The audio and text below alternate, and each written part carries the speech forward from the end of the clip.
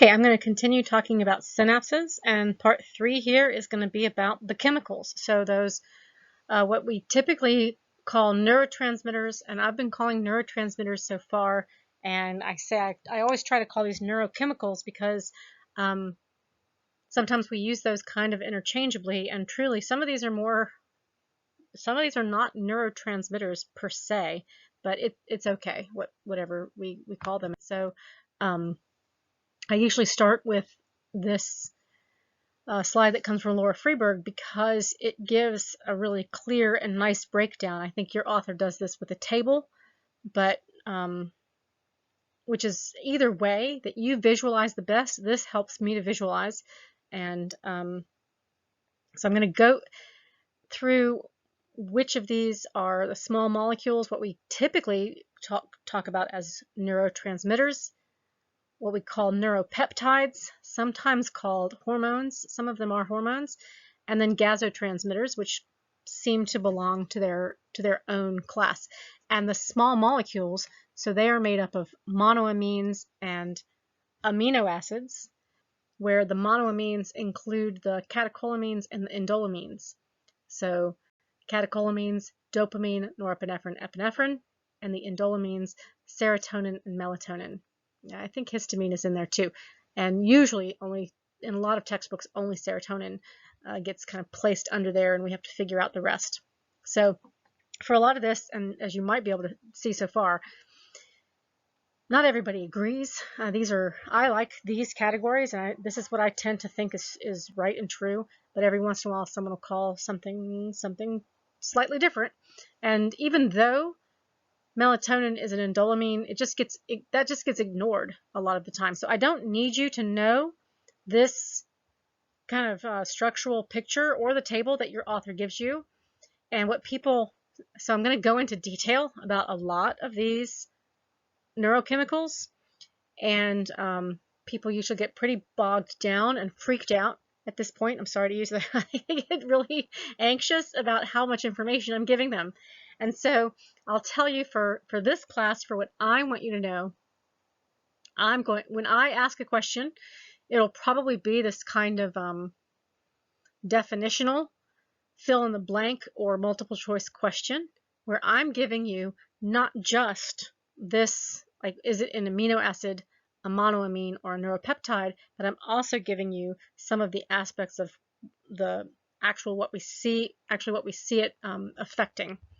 Okay, so what I'm going to go through with the neurochemicals. So I'll give you as much information as I can, and I'll probably even try to make the distractors so that they're not in the same class. So that if I'm trying to get you to say dopamine and I use the word catecholamine, I'm going to avoid.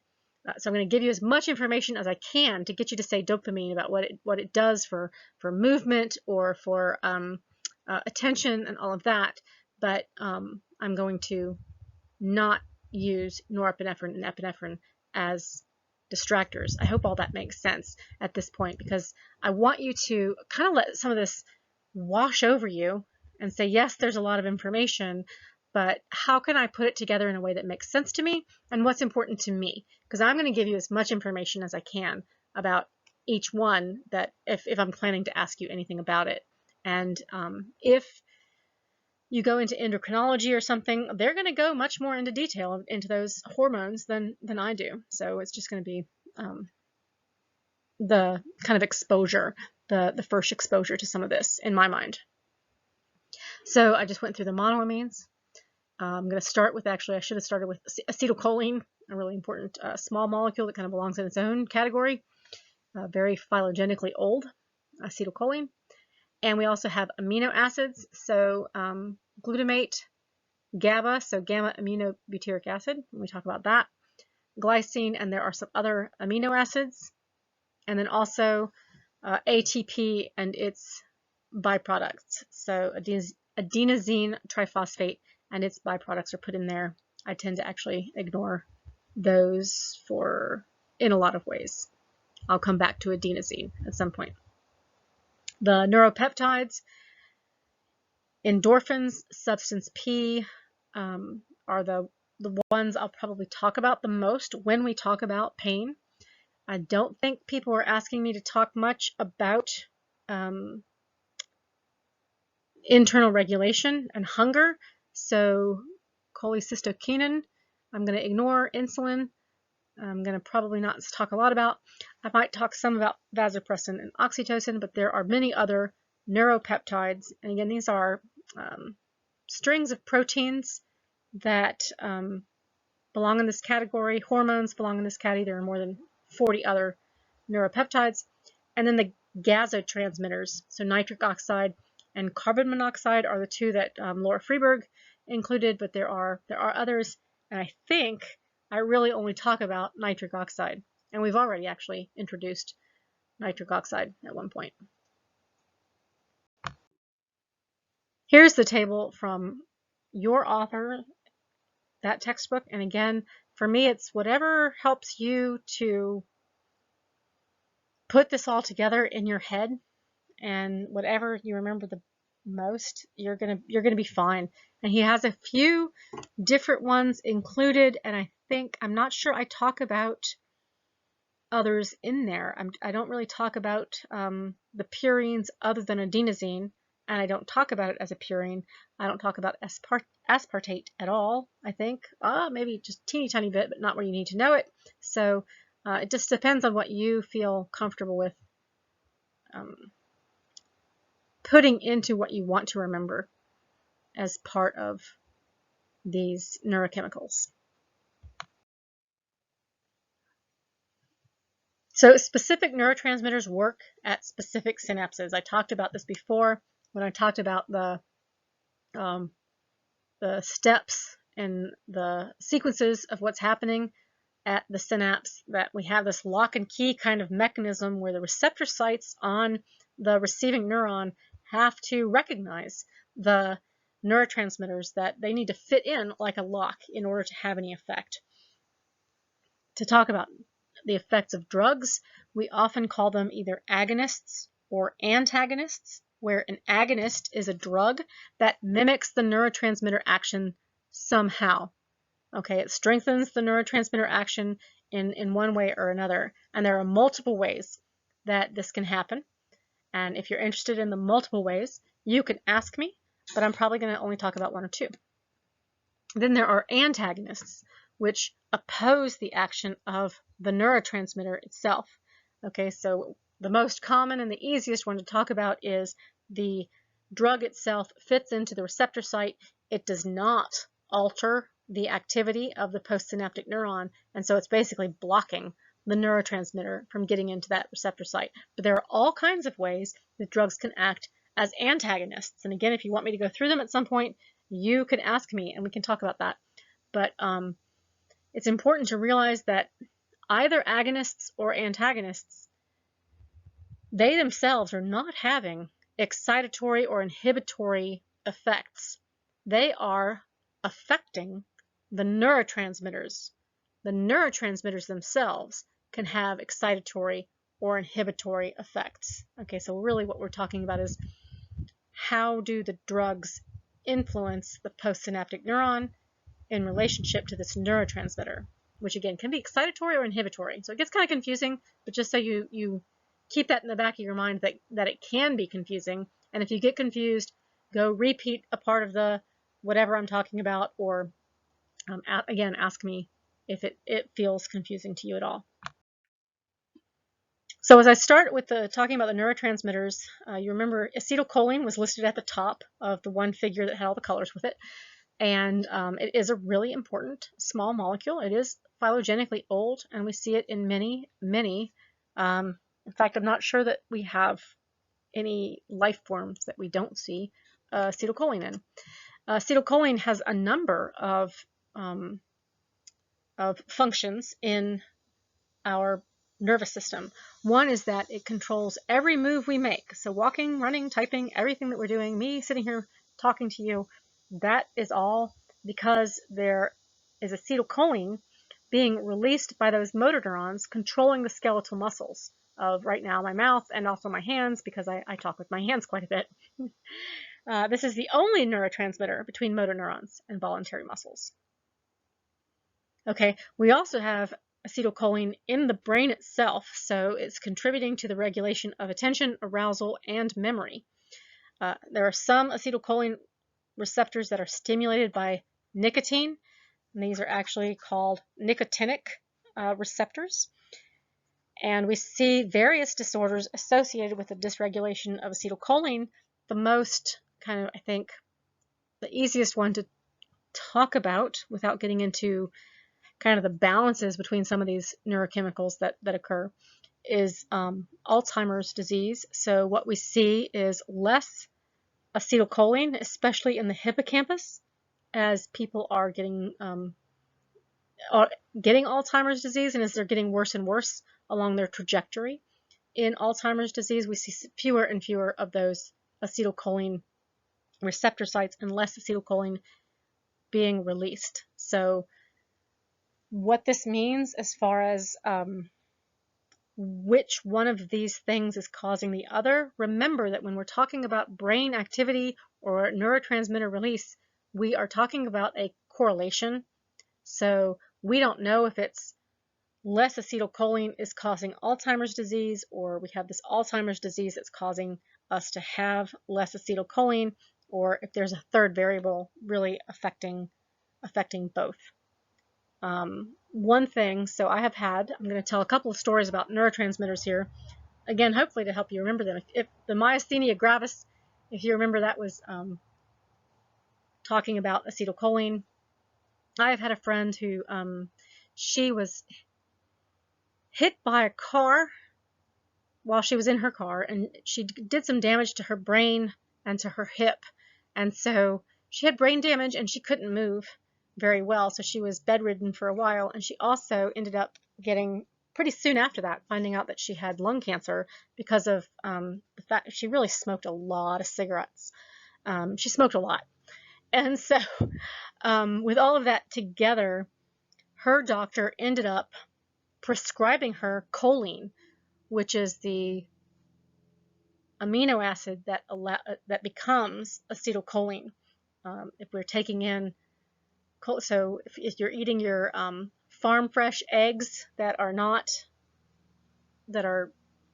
cage-free farm fresh eggs, they're going to have more choline in them. And so this is one way to get more choline into your system. Now, I've said this to a colleague of mine who's been in this field for a long, long time, and she said, well, there's so much choline in the body that I'm not really sure it matters. But for someone like my friend who was not moving around much and who used to smoke cigarettes and who had this brain damage, but the choline was expected to help her to maintain some of her brain activity. What we could do for people with Alzheimer's disease is less clear if we're talking about helping them through upregulating their acetylcholine. It's not as clear that would be helpful. So I am going to go back to that if you did not listen to the myasthenia gravis and what was happening, or you didn't understand, maybe listen to this and go back and see if you understand that what happens in our body. Okay, and acetylcholine is a great example to talk about. That we have these constituent substances, so the amino acid choline, and we have this other substance acetate, and so they are A and B separately, and there's another enzyme in our body that's going to help put those together. So in this case, it's choline acetyltransferase. I kind of laugh sometimes at some of these terms. It's a mouthful, but choline acetyltransferase puts those two constituent substances together so that we get the big AB that I'm trying to show you at the other side of that equation-like thing, which is acetylcholine. And if you remember from the example with the myasthenia gravis, that we have this enzyme in the brain that is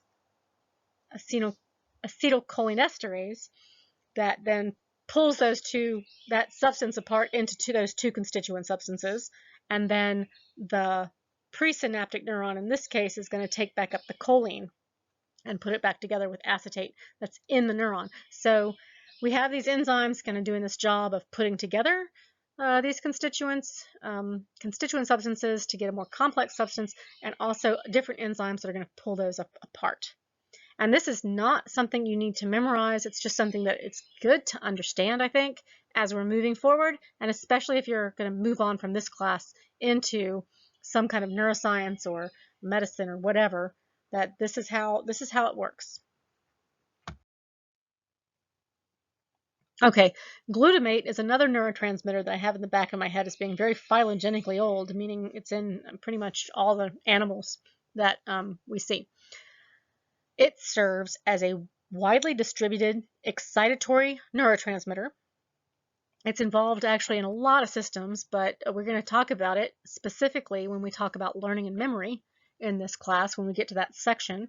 It's also involved in autonomic nervous system reactions. One of the disorders that we see associated with dysregulation of glutamate is schizophrenia. So these people have fewer glutamate receptors in various areas, especially in the hippocampus and the prefrontal cortex, and that's just one of the, again, correlations that we see. GABA, which is usually called GABA, but it stands for gamma aminobutyric acid. This is a widely distributed inhibitory neurotransmitter. Okay, it lowers arousal, it lowers anxiety, it lowers excitation, it facilitates sleep. So one of the probably best known disorders associated with any dysregulation of GABA are all the anxiety disorders, but especially those that are more generalized, where I just have a lot of anxiety. But even pain is influenced by our having less GABA in the system. So if we look at the drugs that are used for helping people with anxiety, Valium, diazepam, similar kinds of anti-anxiety drugs, they are working at GABA synapses. They are GABA agonists. We also see that alcohol indirectly increases activity at synapses that release GABA. So this kind of really lowering anxiety, but then we can also, as I'm going to show you when we talk about the development of the brain, that if we're lowering GABA enough, we can lower the kind of the communication between neurons to the point where we can kill neurons. So it is something to be careful with. Dopamine contributes to the control of voluntary movement. And you might say to yourself, well, that was what acetylcholine was doing. But acetylcholine was working from the motor neurons to the skeletal muscles themselves. Dopamine is in that part of the brain. So especially in the basal ganglia, we're going to talk about dopamine quite a bit when we talk about movement and the basal ganglia. We have another kind of dopamine pathway going through the medial forebrain bundle, characterized as the reward pathway. And that's the pathway that continues up into the prefrontal cortex. Okay, so if we have too little dopamine in that reward pathway, we're likely to have some kind of addictive disorder, because it's kind of like our brain is not giving us the reward for things like doing well on a test, or getting someone saying that we did a good job at something, doing those external things that we might be rewarded for. If we don't feel that enough, given our brain chemistry, and especially if we take any kind of drug, we might be very likely to become addicted, because those drugs, they kind of hijack that reward pathway. Other disorders, we're going to talk, when we talk about movement disorders, going through that through the control of voluntary movement, through that a striatal pathway, it's going to be the Parkinsonism and Huntington's disease. All of those are really from having too little dopamine in different pathways, and that dopamine is being synthesized in different areas. Schizophrenic disorders, they have a different problem where they have it looks like too much dopamine, and that does have this kind of relationship with glutamate. But that too much dopamine, they usually, if they're taking medicine to help them with their schizophrenia, they're taking a dopamine blocker. Okay, cocaine and amphetamines elevate activity at dopamine synapses specifically and directly. Cocaine also interferes with the process of reuptake. In a couple of places I put in this biosynthesis so that you are aware that there is this biosynthesis. This is what I was doing with the equation looking thing before. I don't ask you anything specific about the biosynthesis, but I think it's important to get at least exposed to this at this level in your education. So if we look at the biosynthesis of dopamine and norepinephrine, it starts with tyrosine, which is a conditionally essential amino acid. Sometimes we can get this, so tyrosine from phenylalanine, which is an essential amino acid, meaning we have to get it from our diet. But tyrosine, we do have some of this in the body. That tyrosine, in its synthesis, this enzyme, tyrosine hydroxylase, gives it or allows it to receive a hydroxyl group. It becomes L-DOPA. Then through dopa decarboxylase, it loses a carboxyl group and becomes dopamine. Okay, so these are, I'm just showing you again that we have these constituent parts. We have this enzyme doing this job of putting those constituent parts into a more complex constituent. And then, so we become something like dopamine, which we're going to be using as a neurotransmitter in the brain. And actually, norepinephrine and epinephrine are created from dopamine. So we have dopamine, it receives a hydroxyl group given this dopamine beta hydroxylase, and it becomes norepinephrine. Okay, and again, you don't need to know any of that. I'm never going to give you a biosynthesis or ask you to do the biosynthesis, but I think it's important at this point to be exposed to how this works. So now talk about norepinephrine. As we've gotten there through our biosynthesis, it is also pretty widely distributed throughout different brain regions. It contributes to the modulation of mood, arousal, and vigilance, which, as you can imagine, since it's affecting mood, arousal, and vigilance, it necessarily contributes to attention, and our attention particularly to new or important stimuli. It's also implicated in memory, which makes sense because it has this effect on attention, and attention is necessary. We need to pay attention to things if we want to remember them.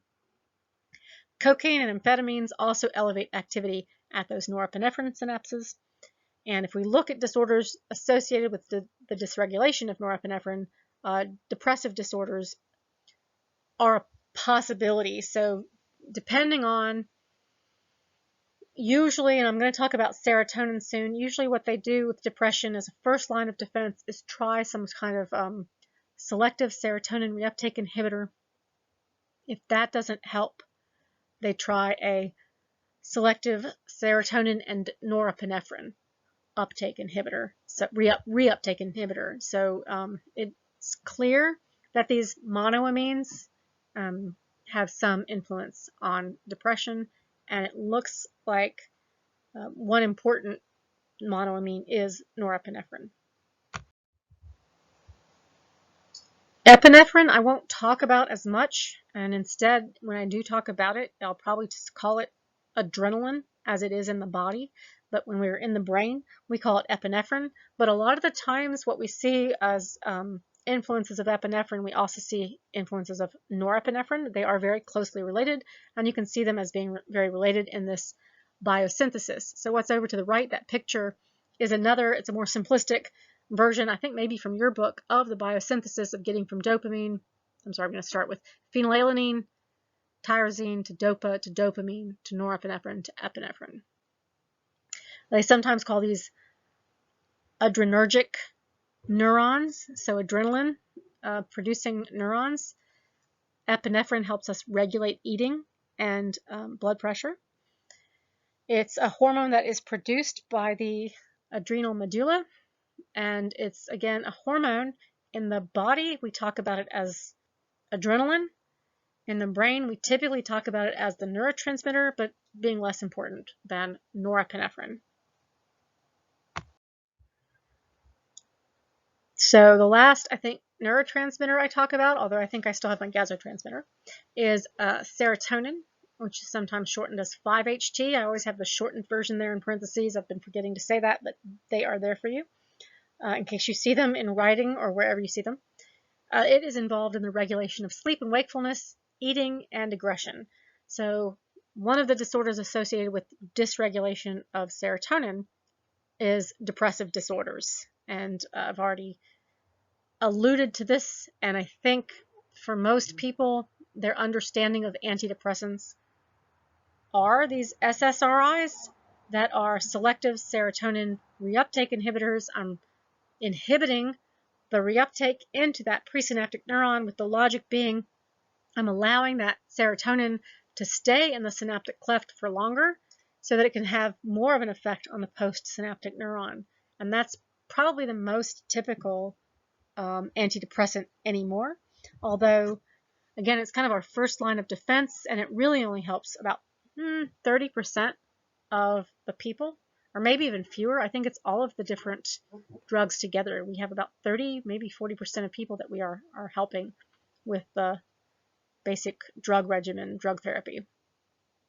Serotonin's also been implicated in some anxiety disorders, and especially in obsessive compulsive disorders.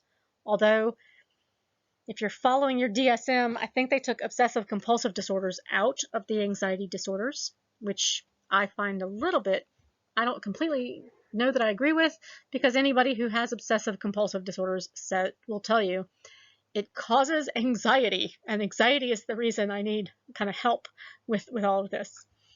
We also see a dysregulation in people who have eating disorders, and so sometimes people who are anorexic, they will prescribe an SSRI for those people. And so some of this, when we talk about some of these things, eating is part of this whole thing. Sleep and wakefulness is very influential in all of these things, in anxiety and depression and so forth. And aggression and depression are very related in their own, they're kind of like flip sides of the same coin in my mind a lot of the times. Prozac and similar antidepressant drugs, again, affect serotonin, as that's what I've been talking about with the SSRIs, or the selective serotonin reuptake inhibitors.